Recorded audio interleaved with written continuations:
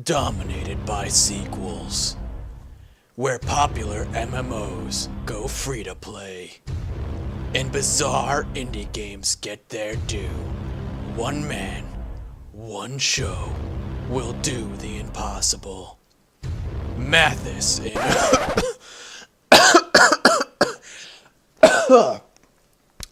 what the hell was that?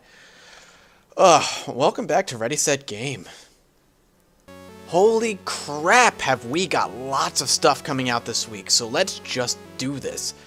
First on my long laundry list of titles is Paper Mario Sticker Star. Releasing for the 3DS both in retail stores and 3DSware, the new Paper Mario kinda aims to go back to the roots of the Paper Mario RPG gameplay, unlike the previous Super Paper Mario. Returning to the forefront is turn-based combat, this time with a sticker twist. All of Mario's moves are tied to the stickers he's collected, giving him unique abilities and power-ups throughout combat. The difficulty comes if you run out of stickers. If you do, well, you're flat out of luck and you better run from the battle.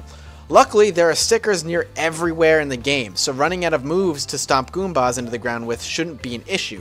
The issue is that the stickers that are readily available all over the place are relatively mundane and do very basic damage.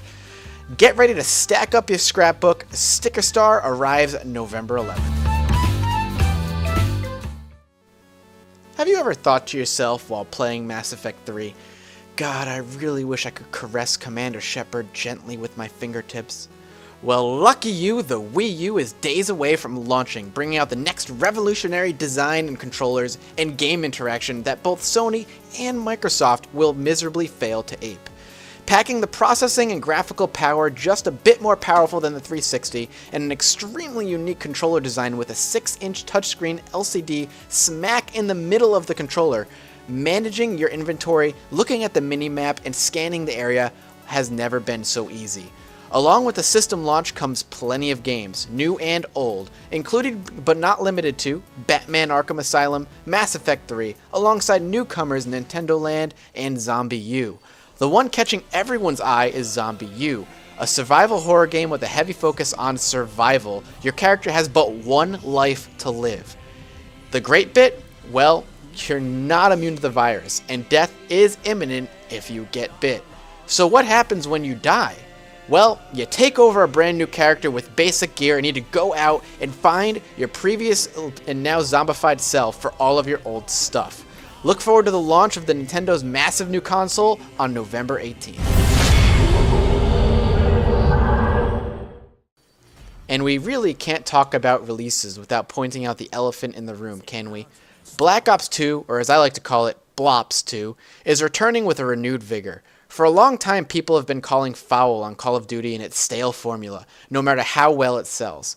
Well, it seems Treyarch has finally listened, and Black Ops 2 is aiming to change all of that.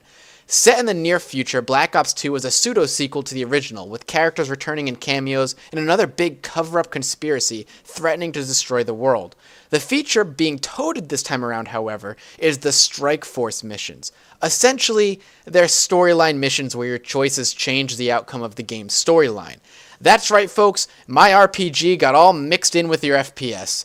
At the very least, it spices things up in the modern military shooter world, and we're all hoping that this will be the beginning of a new interactive format for games of this brand.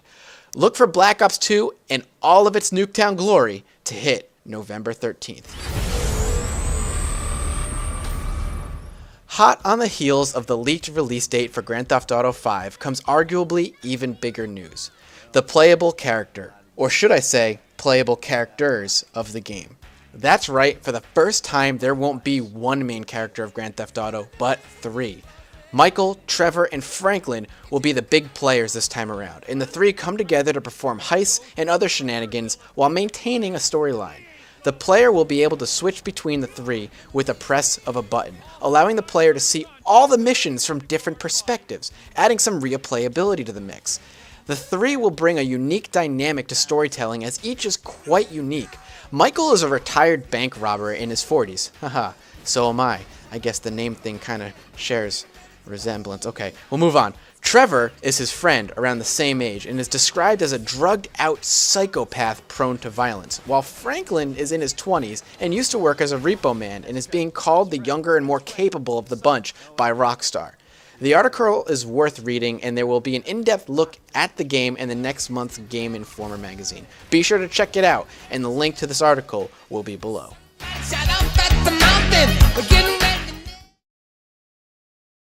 If you're anything like I am, you thought Star Wars: The Old Republic was a good, if flawed, MMO.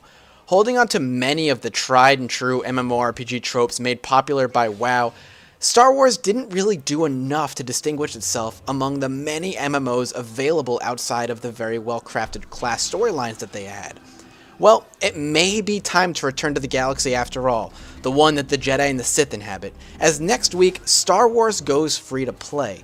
Introducing what so many other MMOs are, the free-to-play model will allow players to game and go through the main storyline in its entirety for free, but near everything else will be what they are calling limited access. Dungeons, space missions, and even gear equipping will be restricted in some form or another, unless you make a microtransaction or subscribe to the game monthly. It'll be interesting to see how this works for them, and if people will actually play beyond the class campaigns. I know I'll be going back to finish up the classes I never got to see to the end, but I'm not sure if the endgame is solid enough or big enough to stick around after that. You can see all the restrictions on the Star Wars website, and the game goes free to play on November 15th.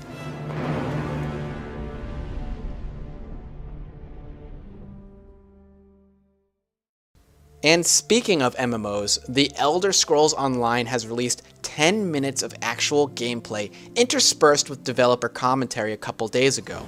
That's right, no more wondering how this game will play or look, you can see it for yourself. Taking place a few hundred years before Skyrim, Elder Scrolls Online tasks the player with joining one of 3 factions and fighting against the Empire and the Daedra. Storyline elements outside of some general stage setting have been kept to a minimum currently, as the big worry of players was mostly gameplay. The initial knee-jerk reaction when Elder Scrolls Online was first announced was relatively negative, calling what they saw as something too close to WoW's gameplay. People worried that their precious single-player game was going to be forever destroyed by the MMO, and that's not without due cause. But after a couple months, Bethesda and ZeniMax have all but quashed these worries with this video, showing combat, graphics, and the world. Featuring an active combat system and an art style that can only be called Elder Scrolls, it seems to have renewed hope among gamers everywhere.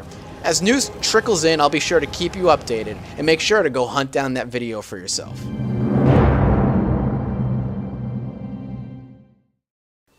Halo 4 fans holding out for a PC port can stop holding your breath.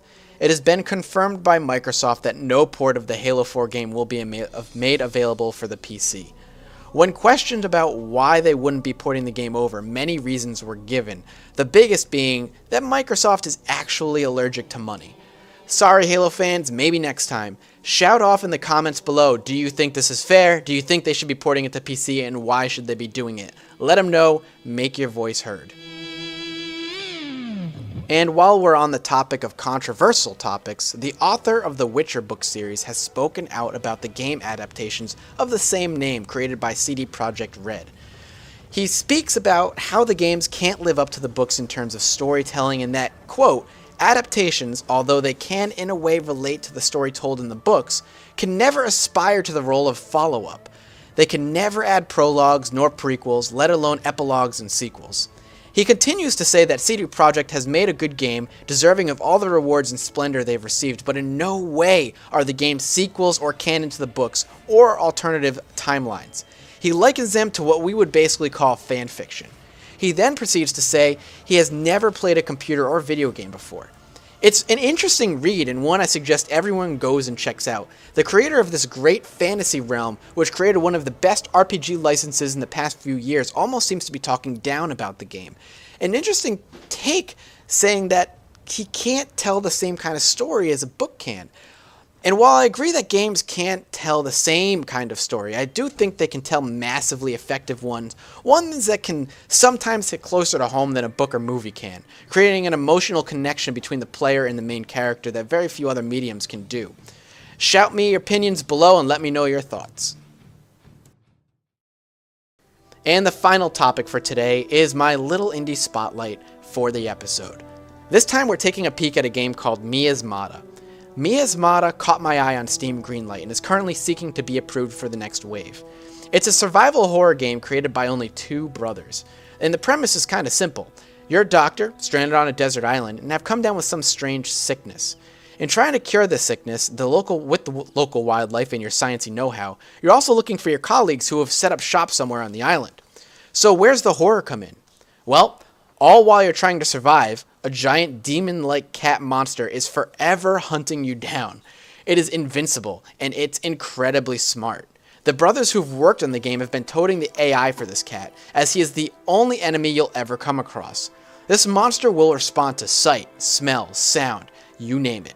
Though you have means of defense and you can fight, it'll only be to buy you time to run away until he begins to hunt you again on the island. The engine that the game was built on was also created by these two gentlemen, a project of love if I've ever heard one. Check this game out on Project Steamlight, the link will be down below, and let me know, do you think this should be in the next wave of approved greenlit games? And that'll wrap up episode 4 of Ready, Set, Game. I hope you all enjoyed it and look out next week for your next episode. Be sure to subscribe and like the video if you enjoyed it. It really does support me more than you could ever know. And be sure to leave a comment on your favorite news piece and why it was your favorite news piece. It could be featured next week. Thank you all for watching, and I'll see you next time. And as always, thank you for stopping by my channel.